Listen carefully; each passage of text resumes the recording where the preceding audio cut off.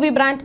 Mimicry വേദികളിൽ എന്നും മലയാളികൾക്ക് മറക്കാനാവാത്ത ചിരി സമ്മാനിച്ച കലാകാരനാണ് കൊല്ലം സുധി. സുധിയുടെ അകാല മരണമേൽപ്പിച്ച ആഘാതം സഹപ്രവർത്തകർക്കും കുടുംബത്തിനും താങ്ങാവുന്നതിലും അപ്പുറമായിരുന്നു. സ്റ്റേജ് പരിപാടി കഴിഞ്ഞ് കാറിൽ യാത്ര ചെയ്തുണ്ടായ അപകടത്തിലാണ് സുധി മരണപ്പെടുന്നത്. സുധിയുടെ മരണശേഷം ഇടയ്ക്കിടെ രേണുവിനെതിരെ കടുത്ത സൈബർ ആക്രമണങ്ങളും ഉണ്ടാകാറുണ്ട്. രേണു പങ്കുവയ്ക്കുന്ന റീൽ വീഡിയോകൾക്കും ഫോട്ടോഷൂട്ടുകൾക്കുമെതിരെയാണ് വിമർശനങ്ങൾ വരുന്നത്. കഴിഞ്ഞ ദിവസം ദാസേട്ടൻ കോഴിക്കോട് എന്ന വ്യക്തിയുമായി ചെയ്ത റീലിന് പിന്നാലെ വലിയ തോതിലുള്ള സൈബർ ആക്രമണമാണ് രേണു നേരിട്ടുകൊണ്ടിരിക്കുന്നത്.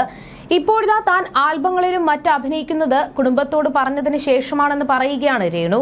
ഒരു മാധ്യമത്തിന് നൽകിയ അഭിമുഖത്തിൽ സംസാരിക്കവെയായിരുന്നു രേണു. കുട്ടികൾക്ക് അതൊന്നും വിഷയമല്ല, കുഞ്ഞിന് അതൊന്നും അറിയില്ല, മൂത്തമോൻ അതൊന്നും മൈൻഡ് പോലും ചെയ്യില്ല. അമ്മ എന്തിനാണ് ഈ കമന്റൊക്കെ വായിക്കുന്നത് എന്ന് നേരത്തെ ചോദിച്ചിട്ടുണ്ട്. വേറെ പണിയില്ലേ അമ്മയ്ക്ക്? എന്നെ അറിയാം, എനിക്ക് അമ്മയെയും അറിയാം. അവൻ അധികം സംസാരിക്കാത്ത ആളാണ്. സുധിച്ചേട്ടനുള്ളപ്പോൾ സുധിച്ചേട്ടനോടാണ് കൂടുതൽ സംസാരിക്കുക. ഇപ്പോൾ എന്നോടും ഓരോരുത്തർക്ക് ആ സ്വഭാവമല്ലേ? ആ കുട്ടിക്ക് ആ ഒരു സ്വഭാവമാണ്. അവന്റെ മുഖം വിഷമത്തിൽ ഇരിക്കുന്നു. ഞാൻ ഏതാണ്ട് ചെയ്തു എന്നൊക്കെയാണ് പറയുന്നത്. എനിക്കറിയില്ല. അവൻ 20 വയസ്സുള്ള ഒരു കുട്ടിയാണ്. അത്രയും വലിയ ഒരു കുട്ടി എന്നെ ഇപ്പോഴും അമ്മയായിട്ട് അംഗീകരിക്കണമെങ്കിൽ ഞാൻ എങ്ങനെയായിരിക്കും അവന്റെ അടുത്ത് നിൽക്കുന്നത്? 12ാമത്തെ വയസ്സിൽ എന്നെ അമ്മ എന്ന് വിളിച്ചവനാണവൻ. ഇന്നും അമ്മ എന്ന് തന്നെയാണ് അവൻ വിളിക്കുന്നത്. അതിനകത്ത് ഒരു സത്യമില്ലേ? അതുകൊണ്ട് ഞാൻ ഈ കമന്റ് കണ്ട് ടെൻഷൻ അടിക്കുന്നത് എന്തിനാണ്? എല്ലാം അവനെ അറിയിച്ച് തന്നെയാണ് ഞാൻ ചെയ്യുന്നത്. വീട്ടുകാർ എനിക്ക് ഫുൾ സപ്പോർട്ടാണ്. ദാസേട്ടനുമായുള്ള വീഡിയോയ്ക്കും മനുവുമായുള്ള വീഡിയോയ്ക്കും എല്ലാം പ്രോജക്റ്റ് വരുമ്പോൾ എനിക്ക് അറിയിക്കേണ്ടത് ഇവരോട് മാത്രമാണ്. എനിക്ക് നാട്ടുകാരെ ഒന്നും ബോധിപ്പിക്കേണ്ട കാര്യമില്ല. എന്റെ അമ്മ സോഷ്യൽ മീഡിയയിൽ ആക്റ്റീവ് അല്ല, നോക്കാറുമില്ല. അമ്മ കാണിച്ചാൽ കാണും അവരുടെ അടുത്ത് ഇപ്പോഴും കീപാഡ് സെറ്റാണ്. പപ്പ, ചേച്ചി, ചേച്ചിയുടെ ഹസ്ബൻഡ്, ഈ 4 പേരോട് ഞാൻ പറയും അവർ ഓക്കെ ആണെന്ന്. അവർ ഫുൾ സപ്പോർട്ടാണ്. അതുപോലെ കിച്ചു, അവൻ ഇതൊന്നും മൈൻഡ് ചെയ്യാറിയില്ല. ഒരിക്കൽ ഒരുത്തൻ കമന്റ് ഇട്ടു, നിങ്ങളുടെ വീഡിയോയ്ക്ക് അവൻ ലൈക്ക് ഇടുന്നില്ലല്ലോ എന്ന്. ഞങ്ങൾ റീൽ കണ്ട് ലൈക്ക് ചെയ്തിട്ടുള്ള ബന്ധമല്ല. ഞാൻ അവന്റെ അമ്മയാണ്. എന്റെ മോനാണ് അവൻ. അവൻ ലൈക്ക് ചെയ്യാൻ വേണ്ടി ഞാൻ ഒന്നും അയച്ചു കൊടുക്കാറില്ല. ഇതിനു മുൻപ് ഞാൻ അവനോട് പറയും, എടാ ഒരു ഷൂട്ട് വരുന്നുണ്ട്, ഞാൻ പോയി ചെയ്യുമെന്ന്. അവൻ ഓക്കെ പറയും, ഇത്രയേ ഉള്ളൂ. പിന്നെ എനിക്ക് ബോധിപ്പിക്കേണ്ട ഒരാൾ കൂടിയുണ്ട്, സുധിച്ചേട്ടന്റെ ചേട്ടന്റെ വൈഫ്. ഏട്ടത്തിയുടെ അടുത്ത് കാര്യം പറയും, ഒരു ഷൂട്ട് വരുന്നുണ്ട്, അത് ചിലപ്പോൾ നാളെ കല്യാണം കഴിഞ്ഞു എന്ന് തന്നെ ആയിരിക്കും വരിക. നമുക്കറിയില്ലല്ലോ. രേണുവിനോട് കംഫർട്ട് ഉള്ളത് ചെയ്യുക എന്നാണ് ഏട്ടത്തിയും പറയുക. ഇത്ര പേരെയാണ് എനിക്ക് ബോധിപ്പിക്കേണ്ട കാര്യമുള്ളൂ, ബാക്കി ആരെയും ബോധിപ്പിക്കേണ്ട കാര്യമില്ല എന്നും രേണു പറഞ്ഞു. റീല് കണ്ട ശേഷമുള്ള മൂത്ത മകൻ കിച്ചുവിന്റെ പ്രതികരണത്തെക്കുറിച്ചും രേണു വെളിപ്പെടുത്തി. കിച്ചു കൊല്ലത്താണ് പഠിക്കുന്നത്, അതുകൊണ്ട് ഇവിടെ ഞങ്ങളുടെ ഒപ്പമില്ല. ദാസേട്ടൻ കോഴിക്കോടിനൊപ്പം റീൽ വീഡിയോ ചെയ്തിട്ടുണ്ടെന്നും അത് ഉടനെ പുറത്തു വരുമെന്നും അവനോട് ഞാൻ പറഞ്ഞിരുന്നു. അത് കേട്ട് ഓക്കെ അമ്മ എന്ന് മാത്രമാണ് അവൻ പറഞ്ഞത്. അവന് പ്രത്യേകിച്ച് ഒരു പ്രശ്നവും അതിലില്ല. ഇളയ മകനെയും ഞാൻ റീൽ വീഡിയോ കാണിച്ചിരുന്നു, അമ്മയെ പോലെ ഉണ്ടല്ലോ എന്നാണ് അവൻ പറഞ്ഞത്. കിച്ചു ഇത് കണ്ടാൽ എന്ത് ചെയ്യും എന്നൊക്കെ കമന്റ് കണ്ടു. അവൻ എന്ത് ചെയ്യാനാണ്? അവനൊരു കുഴപ്പവുമില്ല. കിച്ചു എന്നും എന്നെ വിളിച്ച് സംസാരിക്കും. അവൻ ഈ ലോകത്ത് ജീവനോടെ ഇരിക്കുന്ന ഒരു അമ്മയേ ഉള്ളൂ, അത് ഞാനാണ്. അവനറിയാം ഞാൻ ആരാണെന്ന്, എനിക്കറിയാം അവൻ ആരാണെന്നും. ഞങ്ങൾ തമ്മിലുള്ള ബന്ധം ആർക്കും തകർക്കാൻ പറ്റില്ല. ഞങ്ങൾ അമ്മയും മകനും തമ്മിലുള്ള ബന്ധം അങ്ങനെയാണ്. അതുകൊണ്ട് തന്നെ ഞങ്ങളെ പരിചയമില്ലാത്തവർ ഇടുന്ന കമന്റ് ഞങ്ങളെ ബാധിക്കില്ല.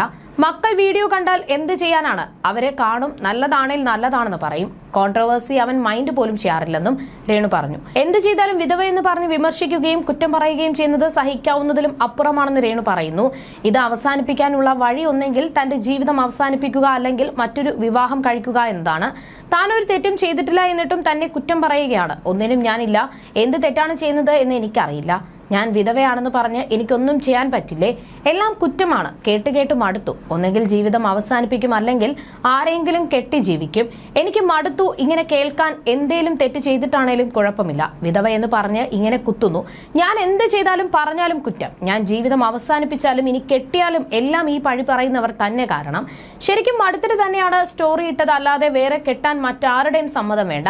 എനിക്ക് പക്ഷെ ഇതുവരെ അങ്ങനെ ചിന്തിച്ചിട്ടില്ല. ഏട്ടൻ മരിച്ചത് കൊണ്ടല്ലേ ഞാൻ എന്ത് ചെയ്താലും പറഞ്ഞാലും ഇരുന്നാലും നിന്നാലും എല്ലാം കുറ്റം. ഒന്നെങ്കിൽ ഈ ജീവിതം അവസാനിപ്പിക്കുക, അല്ലെങ്കിൽ വേറെ കെട്ടുക.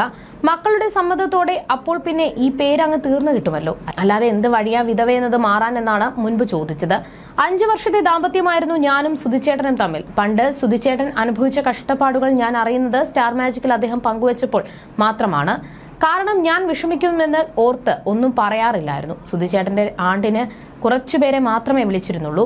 കിച്ചു ചടങ്ങിൽ പങ്കെടുക്കാതിരുന്നത് അവൻ ഇവിടെ ഇല്ലാത്തത് കൊണ്ടാണ്. സുധിച്ചേട്ടൻ ഹിന്ദുവാണ്, ഞാൻ ക്രിസ്ത്യനാണ്. എന്നെ വിവാഹം ചെയ്ത് ഇവിടെ താമസമാക്കിയ ശേഷം സുധിച്ചേട്ടൻ എനിക്കൊപ്പം പള്ളിയിലാണ് പോയിക്കൊണ്ടിരുന്നത്. പക്ഷേ മതമൊന്നും മാറിയിട്ടില്ല, ഹിന്ദു തന്നെയാണ് സർട്ടിഫിക്കറ്റിൽ. ചേട്ടനെ ക്രിസ്ത്യൻ രീതിയിലാണ് അടക്കിയത്. അതുപോലെ ചരമവാർഷികത്തിന്റെ ഭാഗമായി സുധിച്ചേട്ടന്റെ കൊല്ലത്തെ വീട്ടിലും ചില ചടങ്ങുകൾ ഉണ്ടായിരുന്നു. മൂത്ത മകൻ വേണമല്ലോ ബലിയിടാൻ, അതുകൊണ്ട് അവൻ കൊല്ലത്ത് വേണം. അതിനുവേണ്ടി കിച്ചു സുധിച്ചേട്ടന്റെ കൊല്ലത്തെ വീട്ടിലാണുള്ളത്. അല്ലാതെ ഞങ്ങളും അവനും തമ്മിൽ പിണക്കമൊന്നുമില്ല. ഞങ്ങൾ വീഡിയോ കോൾ ചെയ്ത് സംസാരിച്ചിരുന്നു. സുധിച്ചേട്ടന്റെ മരണത്തിന് ശേഷം ഇനി ഇവൾ സുധിയുടെ മകനെ നോക്കുമോ എന്നുള്ള തരത്തിൽ കമന്റ്സ് വന്നിരുന്നു. അവന് 19 വയസ്സുണ്ട്, അവൻ ഇനി എന്നെയാണ് നോക്കേണ്ടത്. 11 വയസ്സുള്ളപ്പോൾ കിച്ചുവിനെ എന്റെ കയ്യിൽ കിട്ടിയതാണ്. ഞാൻ അവനെ പൊന്നുപോലെയാണ് നോക്കിയത്. ഇപ്പോഴും അവൻ എന്നെ അമ്മേ എന്നാണ് വിളിക്കുന്നത്. അവനിപ്പോൾ പഠനത്തിന്റെ തിരക്കിലാണ്. കൊല്ലത്ത് നിന്നാണ് അവൻ പഠിക്കുന്നത്. സിമ്പതിക്ക് വേണ്ടിയല്ല ഞാൻ റീൽസ് ചെയ്യുന്നത്. സുധിച്ചേട്ടൻ ഉള്ളപ്പോഴും ഞാൻ റീൽസ് ചെയ്യുമായിരുന്നു. ഇളയവൻ ഇടയ്ക്കിടെ സുധിച്ചേട്ടനെ കുറിച്ച് ചോദിക്കും, സുധിയച്ഛൻ ഇനി എഴുന്നേൽക്കില്ലേ അമ്മയെന്ന്. അടുത്തിടെ അവൻ ചോദിച്ചിരുന്നു. അതുപോലെ സുധിച്ചേട്ടനെ കുറിച്ച് പറയരുത്, വിഷമം വരുമെന്ന് അവൻ പറയാറുണ്ട്. നമ്മൾ കരയുന്നത് കാണുമ്പോൾ ഞാൻ തന്നെയാണ് അമ്മയെ സുധിയച്ഛൻ എന്നൊക്കെ പറയും. കിച്ചുവിനും ഋതുവിനും പരസ്പരം ഭയങ്കര സ്നേഹമാണ്. കിച്ചുവിന്റെ കയ്യിലാണ് ഇളയ കുഞ്ഞ് എപ്പോഴും. അച്ഛന്റെയും ചേട്ടന്റെയും സ്നേഹം കിച്ചു ഋതുവിന് കൊടുക്കുന്നുണ്ടെന്നാണ് രേണു പറഞ്ഞത്. സുധി ഇല്ലാത്ത ജീവിതവുമായി പൊരുത്തപ്പെട്ട് വരികയാണെന്നും മക്കൾക്ക് വേണ്ടിയാണ് തന്റെ ഇനിയുള്ള ജീവിതമെന്നും രേണു പറഞ്ഞിരുന്നു. പൊരുത്തപ്പെട്ട് തുടങ്ങിയല്ലേ പറ്റൂ. അദ്ദേഹത്തിന്റെ സാന്നിധ്യം ഇല്ലെന്നേ ഉള്ളൂ. ആത്മാവ് എന്നൊരു സത്യം എന്റെ കൂടെ തന്നെ ഉണ്ടാകും. കരഞ്ഞുകൊണ്ടിരുന്നാൽ അത് എനിക്കും കുഞ്ഞുങ്ങൾക്കുമെല്ലാം നെഗറ്റീവ് ഉണ്ടാക്കും എന്നുമാണ് രേണു അടുത്തിടെ പറഞ്ഞത്. എന്റെ ഈ അവസ്ഥ വരുന്നവർക്ക് മാത്രമേ അത് മനസ്സിലാവൂ. ജീവന് തുല്യം സ്നേഹിച്ച ഭർത്താവ് മരിച്ചെന്നത് ഞാൻ അക്സെപ്റ്റ് ചെയ്യില്ലെങ്കിൽ എനിക്ക് തന്നെ ഇപ്പോൾ ചിലപ്പോൾ ഭ്രാന്തായി പോകുമായിരുന്നു. മക്കളില്ലായിരുന്നുവെങ്കിൽ ഞാൻ ആത്മഹത്യ ചെയ്യേണ്ടി വന്നേനെ. അതിൽ നിന്ന് പുറത്തു കടക്കാൻ എന്തെങ്കിലുമൊക്കെ ചെയ്യണം. ഏട്ടൻ മരിച്ച സമയത്ത് ഒരുപാട് പേർ സഹായിച്ചിരുന്നു. പക്ഷേ എല്ലാവരുടെയും സഹായം എല്ലാ കാലത്തും കിട്ടണമെന്നില്ലല്ലോ. എനിക്കിപ്പോൾ ഒരു ജോലിയാണ് ആവശ്യം. റേഷൻ കടയിൽ നിന്ന് അരിയും മറ്റ് സാധനങ്ങളും കിട്ടുന്നത് കൊണ്ട് അങ്ങനെ പോകുന്നു. ഒരു ജോലി നേടിയെടുക്കണമെന്നാണ് ഇപ്പോൾ എന്നും രേണു പറഞ്ഞിരുന്നു.